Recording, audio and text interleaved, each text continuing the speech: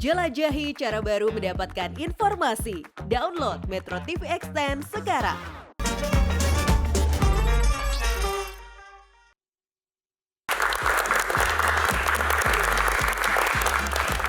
Kita ke next box, silakan dipilih box nomor berapa? Nomor 5. Nomor 5. 5 ya. Nasdem Kepo lagi Plus nih. 62. Nah, ini di Kepo Plus 62 akan ada yang bertanya langsung audiens kepada Mas Anies, langsung saja.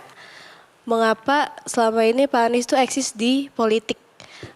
Dan menurut saya dengan banyaknya partai politik di Indonesia di kontes pemilu, itu bukannya justru malah makin membingungkan masyarakat terhadap pilihannya. Itu saja Pak. Terima kasih. Kalau partai politik ini, menurut saya terlalu sedikit untuk ukuran negara kita yang sangat besar gitu ya. Jadi dia tidak membingungkan dari sisi ini. Yang lebih membingungkan misalnya untuk generasi seperti Anda ini, hidup Anda ini semuanya adalah hidup yang gaduh. Gaduhnya salah satu sebabnya adalah karena perubahan teknologi yang terus menciptakan disrupsi yang tidak pernah berhenti. Karena tidak pernah berhenti, Anda merasakan bahwa ini penelitian kami ya. Sebagian besar anak-anak muda seperti Anda ini, persoalan terbesarnya itu adalah anxiety, kecemasan. Iya kan? Tapi sumber overthinking. Overthinking salah satu sebabnya adalah karena platform misalnya sosial media ini memberikan Anda semua pengetahuan yang tidak Anda perlukan dan tidak ada hubungannya dengan kehidupan Anda sebenarnya, tetapi itu memenuhi pikiran pikiran Anda ini gitu ya. Karena dia memenuhi pikiran Anda semuanya, Anda tidak bisa memikirkan semua itu sekaligus, sementara situasi di lapangan ini teknologi ini mengubah kehidupan kita ini dengan disrupsi yang tidak pernah berhenti. Baik. Jadi itulah yang menjawab kecemasan anak-anak muda ini. Gitu. Silakan, next untuk penanya kedua. Bapak kan politisi senior. Bagaimana Bapak menyikapi terkait ujaran kebencian, bahkan kritik ke Bapak daripada netizen? Apakah Bapak mensomasi atau bukan melanjutkan ke jalur hukum karena hukum, atau memaafkan aja seperti ya udah biasa aja gitu? Saya memilih memaafkan karena dari dulu kita akan hidup di tengah kegaduhan seperti ini, kita akan terus-menerus hidup dengan hal seperti ini. Orang memanfaatkan kebebasannya secara maksimal di dalam medianya itu, suka-suka gitu. Iya kan? Sampai akhirnya dia belajar bahwa dia tidak mendapatkan apa-apa dari situ. At the end, dia akan sampai pada suatu titik tertentu nanti, dia akan sampai bahwa mengeksplor seluruh emosinya, pikirannya terus-menerus seperti itu, tidak ada gunanya buat dia sama sekali. Gitu. Tapi tiap orang perlu belajar untuk sampai ke situ. Gitu. Jadi kalau saya ditanya misalnya, seperti misalnya dalam kasus Pak Rocky sekarang ya. Saya membayangkan misalnya saya Presiden Jokowi, kan tiap hari kita ini dihujat sama rakyat, iya kan? Mau intelektual, mau rakyat biasa sama aja kan? Saya akan mengatakan, saya memaafkan dia. Gitu. Kalau saya dalam posisi itu ya. Silakan dikritik, gak ada masalah yang seperti itu. Mau dihujat dan seterusnya. Karena kadang-kadang melepas kemarahan seperti itu penting juga buat mereka kan. Mungkin itu healing. Gitu kan. Oke. Kita akan masuk ke box selanjutnya. Box nomor berapa? Nomor 1. Box nomor 1. Kita buka. 2024. Wow. Nah, ini baru saatnya kita mau bicara soal 2024. Saatnya Langsung Pangi. saja. Saatnya saya break dulu ya. Panggungnya, Saya silakan. break dulu nih. Pak Anies mengambil jalan mendirikan partai.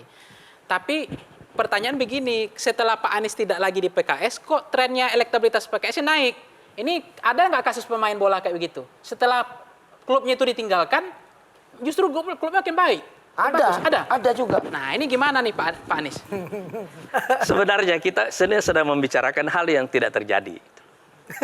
Semua survei sebelum 14 Februari itu adalah dugaan, asumsi semuanya itu. Saya ini percaya dari pengalaman politik Mbak Yohana ya. Semakin dalam kita dalam politik, semakin saya percaya bahwa ruang yang kita tidak tahu lebih besar daripada yang kita tahu. Konkretnya, contohnya seperti apa sih Mas Anies? Jadi waktu saya membaca survei seperti yang dibuat oleh Mas Pangi ini, yang saya baca bukan angka itu. Yang saya baca itu adalah apa yang tidak dipikirkan oleh Mas Pangi, tidak dipikirkan oleh audiens yang membaca survei itu. Yang saya baca apa aja? Dari mana saya bisa bikin kejutan dari angka-angka itu? Itu yang saya baca. Dan itu terbukti ketika banyak orang pindah dapil kalah. Seorang Anies Mata dari dapil 1 Sulsel pindah ke Jakarta malah tetap menang. Saya menang di dua-duanya. Saya di Jakarta Iya. dulu, habis itu ke Sulsel. Biasanya kan orang pindah dapil kalah. Yes, ya. Tapi pertanyaannya sederhana, challenge ke Pak Anies. Apakah sulit atau tidak memilih mencarikan caleg DPR RI yang berkualitas itu, yang pasti jadi kursinya?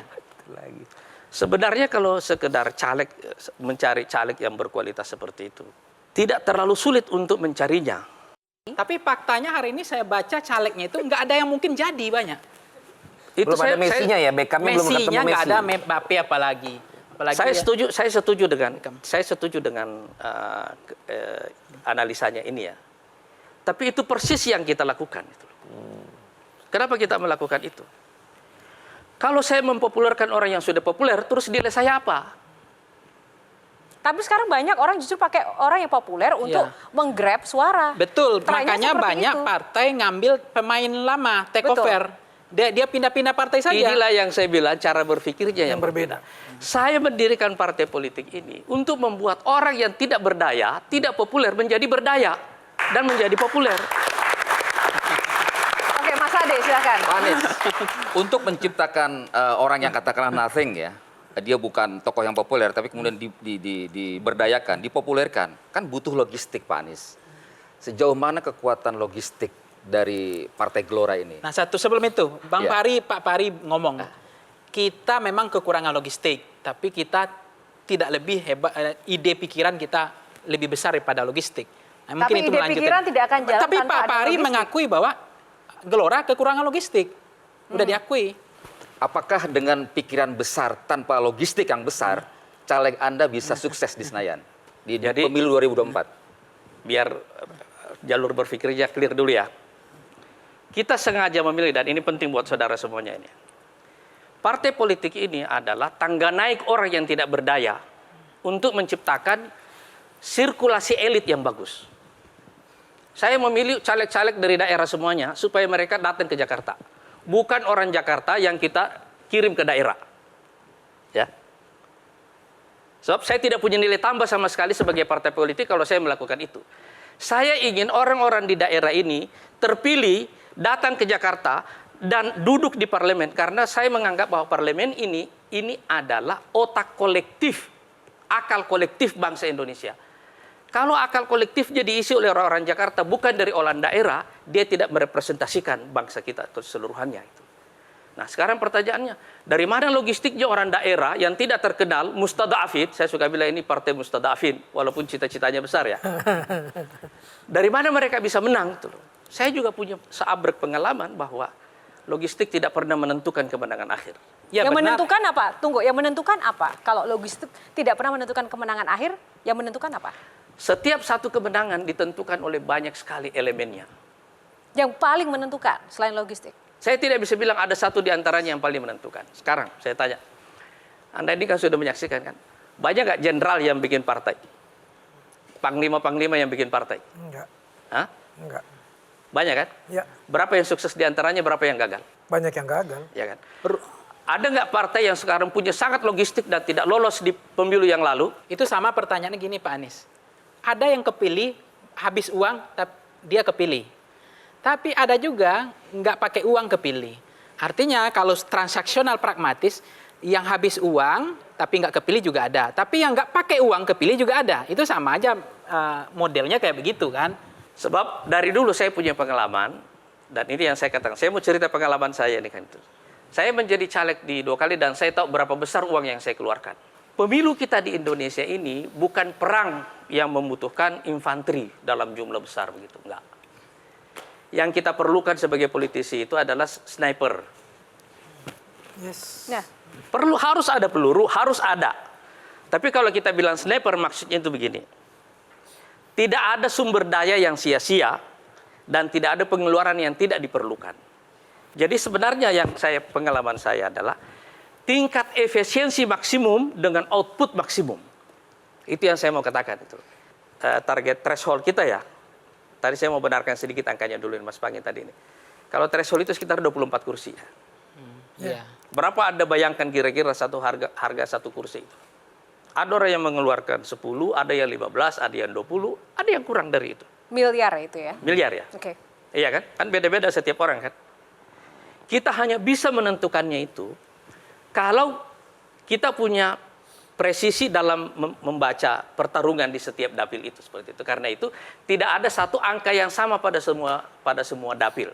Karena saya dari awal langsung ke dapil ya.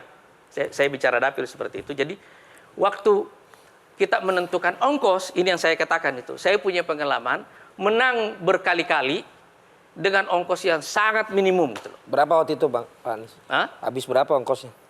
Buat pelajaran buat dia yang Buat lagi pelajaran Pak Anies ya. Ya kalau Saya mau Waktu pas mengatakan menang. saja, Oke. saya bisa menghasilkan ongkos satu kursi dengan menghasilkan 3 kursi. Waktu saya di DKI ya. Oke. Waktu saya di Makassar, di Sulsel 1 dulu, semua orang bilang, Pak ini dapil neraka. Ya. Saya bilang tidak ada dapil surga. Pada dasarnya semua dapil neraka. Dan itu bukan daerah kelahiran Pak Anies juga kan? Bahkan ada lembaga survei waktu itu yang bilang begini, potong telinga saya kalau Pak Anies masuk. Masuk saya. Cuma saya tidak potong telinganya gitu. Nah,